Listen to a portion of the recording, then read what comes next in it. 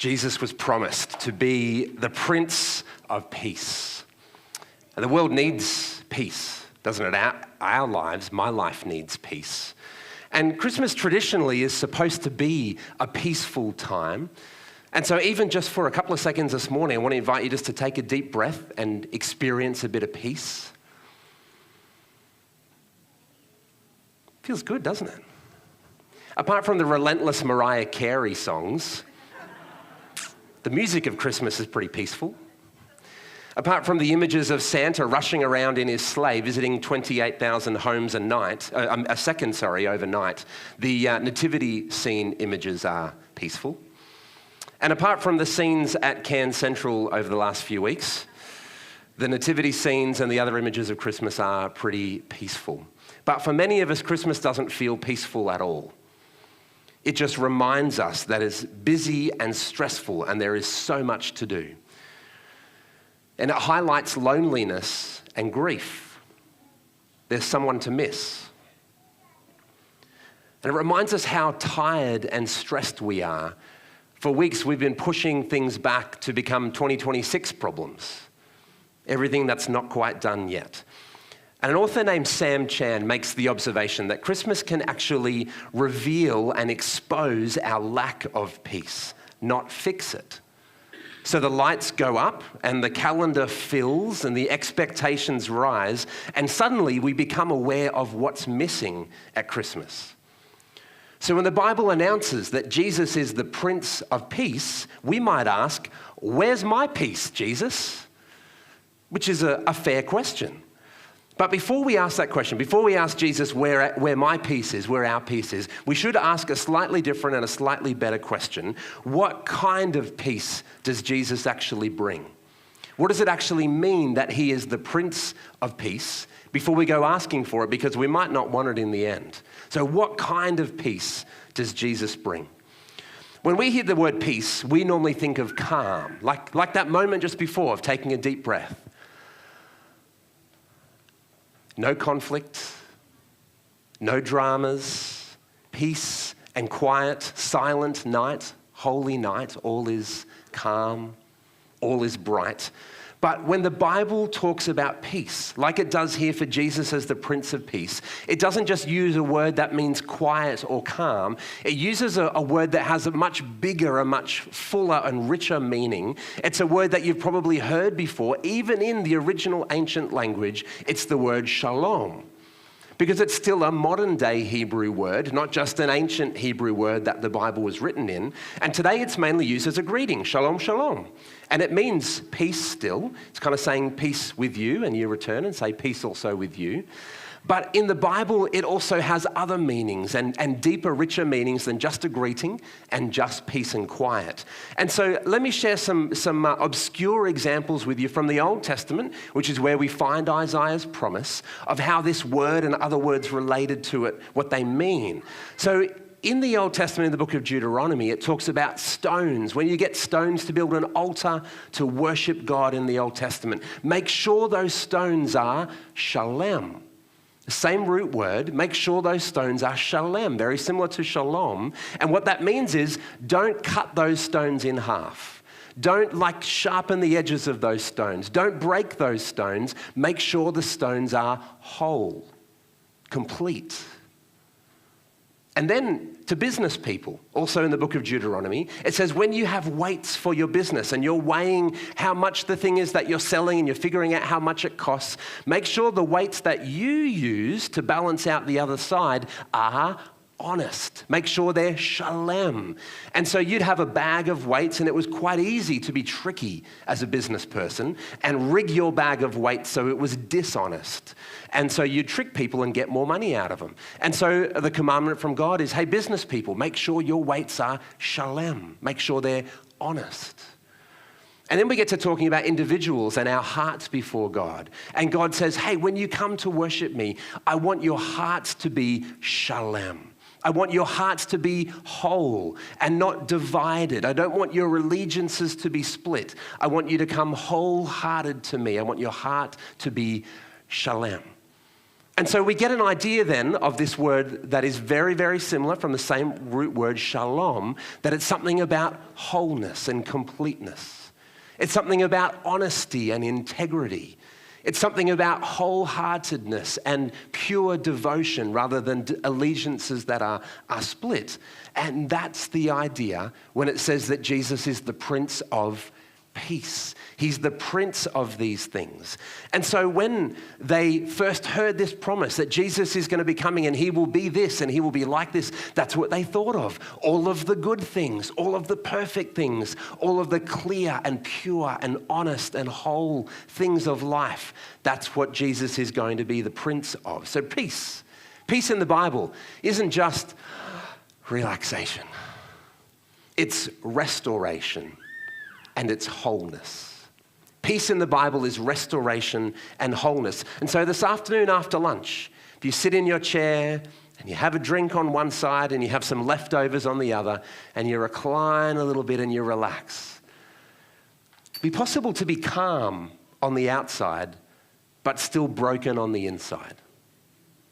It'll be possible to relax a little but not genuinely be at peace on the inside. And so the peace that we need today is more than relaxation, it's restoration, which is where Christmas gets honest. Because we all know that that's missing in our life. We all know something is wrong. We all know that relationships are fractured. Like Old Testament rocks, we've been split apart. We're not whole anymore. And we know that communities are polarized, like Old Testament weights.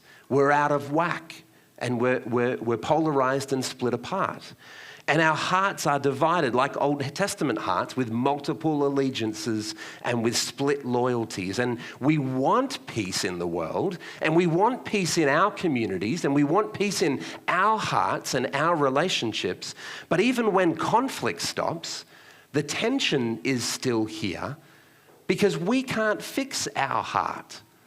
We can't fix other people's heart either. The problem of peace is not just out there, peace for the world. The problem of peace is in here, peace in our hearts, which is why it's so fragile. Peace is so difficult. We can't manufacture it or maintain it ourselves. We can manage appearances, and we can suppress conflict, and we can avoid difficult conversations, but we can't heal hearts. And we can't remake people. Can't do it for ourselves, and we can't do it for other people as well.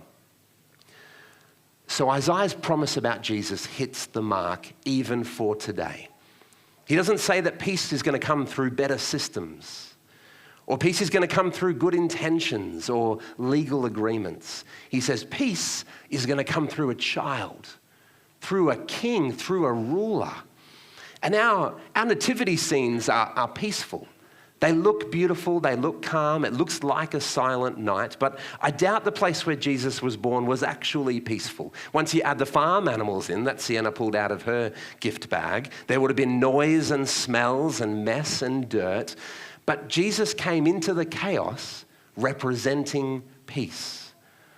And so in the noise and the smell of that place where Mary gave birth, we read about her stopping and kind of taking it all in and treasuring it in her heart.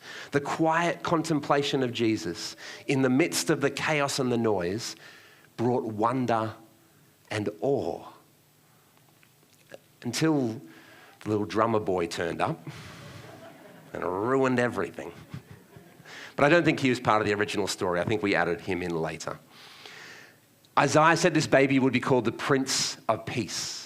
And that doesn't mean a lesser title. He doesn't mean that someone else will be the King of Peace and Jesus will come in as number 2 or number 3. The word prince just means a ruler. It means the one in charge. It means like the captain. And so Jesus is going to be in charge of peace. The word is Sar, and it has a nice ring to it, Sar Shalom, which is why in English we call it Prince of Peace, because it has that same kind of ring. It's nice. It's like Isaiah promised that Jesus would be the head honcho of wholeness. That Jesus would be the captain of completeness. Like he would be the prime minister of prosperity. Like Jesus would be the boss of well-being. He was going to be the Prince of Peace. And so the author I quoted from before, Sam Chan, he says about peace, he has this great image. He says that, real peace requires an umpire. Real peace doesn't just come about by itself. Real peace requires an umpire, because without a just referee, the game falls apart. And without a just ruler, our societies fall apart as well. Now, we all know that human umpires aren't perfect. I went to the NBL the other night, and the Taipans fans had a lot to say about the referees, even though the Taipans won. And I watched the cricket the other day, and when the snickometer didn't work in Australia's favour, that was convenient, a lot of the English players and fans had a lot to say about how unfair the umpires and how unfair the system was. But with a just referee, a game can run well. And with a just ruler, a kingdom can run well. And so Sam Chan says that peace needs authority. Peace needs justice. Peace needs someone who can deal with what's wrong, not just cover it up. So how did Jesus show us that he could do that? How did Jesus show us that this great big idea of peace, that he could come and bring it, that he could be in charge of it and he could represent it? How did Jesus show us this? Well, the New Testament takes Isaiah's promise about Jesus and it makes it personal in his life. And not just in what he said and he did, but in how we understand afterwards what he was actually doing. Because as Laura said, we're not really here to celebrate his resurrection, but it's part of who he is. He was born, he lived, he died, he rose again. And then years later, Paul the Apostle looks back on what happened, looks back on what happened when Jesus died. And he says in Ephesians chapter 2, he says, "For Christ himself is our peace." So he doesn't say Jesus brought peace with him and handed it out like presents. He said Christ himself is our peace. Peace is a person. He came and brought it himself. And how did he do that? He made the two groups into one and destroyed the barrier to the dividing wall of hostility. And he came and he preached peace to you who are far away, and that might feel like you today. And he preached peace to those who were near.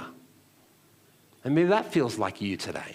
But Jesus came to be peace and preach peace to all people, far away and near, on either side of the wall of hostility. And when Paul wrote these words, the world he lived in and the church he was writing to, very, very hostile. You might have this perfect little picture of like Jesus' first followers. They just get together and sing lovely songs and have meals together and then go out and represent Jesus and do great things out on the streets. But they had some deep issues. They had some racism in their church they had to deal with. There were the two groups. There was this hostility and this dividing wall, this barrier. And Paul says, no. Jesus dealt with that. Jesus is our peace for that. Jesus got rid of that stuff so that we could actually have completeness and wholeness together. He didn't just preach it, but he is peace. Now, the peace that you need today, it might seem to you as bad as it seemed and it was for Paul. The hostility and the barriers might be that big and that hostile in your life right now. Or they might be not so intense, but still deeply painful and hurtful for you. It's only in Jesus that true peace is possible for you. Whether that peace is around you with others, or that peace is just inside you within your own heart and your own mind. Because the great thing about Christmas is that Jesus didn't just stand back at a distance and preach peace to us and shout peace at us. Jesus came close. He came really, really close. Emmanuel, God with us. He brought peace. And then when he died on the cross, still this close, still with us, still God with us in human flesh, when he died on the cross, he carried the burden of everything that destroys our peace. He took it on himself and broke its power when he died, and then rose again to new life on the third day to show us that it was broken and done with, and show us a new way of being, a new way of living, a new way of trusting in him. That's how Jesus is our peace. That's what makes him the Prince of Peace. Not just the awesome teaching, but he actually dealt with it in his body on the cross. Which means that he makes now the way of peace possible in our lives. And it starts in here between us and God. That peace with God is now possible because Jesus came close. And from that flows peace within and peace to others and those around us. Now, happiness is good. Happiness is when things are going our way, when people do what we want, when we want them to do them, we feel happy about that. Things are good in the world because things are going the way I want them to be. But God offers something way better than happiness. God offers peace. And peace is for the times, even when things aren't going your way. Even when things don't turn out how you want, that's what peace is for. Peace is for all time. It's knowing you are seen by God. He sees everything about you and still he loves you. It's knowing you're perfectly okay and secure with him, even though there are difficult things going on in your life, even though there are difficult things going on around you, even though there's still some turmoil and some tension in the decisions that you've made and the things that you've done and the stuff that's going on in your heart. Even with those things, you can have peace from God and peace with God, which is why the angels said to the shepherds, "Peace on earth to those on whom God's favor rests." And God's favor offers to rest on every single one of you. God doesn't select and choose and look down and go, okay, favor on that person, skip them, favor on this person. God's favor comes and covers the whole earth, and he's just waiting for you to accept it, for you to open the door to heaven, because he's already come near and poured out his favor. And if you open up to him, it will come and rest on you. Peace is knowing that God has turned his face and his favor toward you. He's come up real close and personal so that you can feel his presence and have his peace. So there are 3 invitations today from Jesus, the Prince of Peace. 3 very simple invitations. The first is to have peace with God. To know that you don't need to prove yourself to God. He knows everything anyway. He's not waiting for you to prove yourself to him so that he can give you his favor. You just need to receive it. Receive what Jesus has already done for you. His death on the cross made that possible. He made it okay between you and God. Accept it, believe it, hold on to it. Thank you, Jesus, for your peace. And then from there's an invitation to have peace within, which can take some time, and it can take some inner fighting, and it can take a lot of prayer to allow the peace with God to permeate your whole being on the inside. But the invitation is there because you may still feel like there are some things unresolved for you, but Jesus isn't finished with you yet. So learn to trust him and his timing. He'll guide you. Accept his peace and walk easily with him. And then the last invitation is for that peace to flow to others.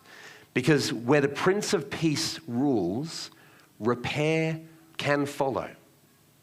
Where the Prince of Peace rules in your heart, repair can follow. Forgiveness becomes possible. Reconciliation becomes imaginable. And it still relies on both parties or relies on all parties, but it becomes possible through Jesus. And so now, as far as it depends on you, with your peace with God and your peace within, as far as it depends on you, live at peace with others. You know, the world of the first century, it needed way more than calm. It needed way more than a silent night. It needed a king. And that's why Christmas matters. And our world today and your life today also needs way more than calm. You need a lot more than a relaxed afternoon today. You need peace. And so a child was born, a son was given, and his name is Jesus, the Prince of Peace. And he can be your Prince of Peace today. Let me pray for you. I want to pray for God's blessing of knowing his son Jesus and having his peace with him, within yourself, and with others today. Let me pray for you. God, we thank you that you sent your son, that he would be called Emmanuel, God with us, up close and personal. We thank you that you sent your son, that his name would be Prince of Peace, the captain of completeness, the head honcho of wholeness, because that's what we really need and we really want today. And so, God, for every person listening right now, I pray that you would bless them with an awareness, an understanding, a feeling of your peace that goes beyond understanding and doesn't make sense and exists even when there's still tension and unfinished business within us and in the world around us, that we would have your peace because we know Jesus, the Prince. I ask for your blessing today on conversations around the table and phone calls with family, that today would be a day where your peace rules in our lives and through us to others. In his name, amen.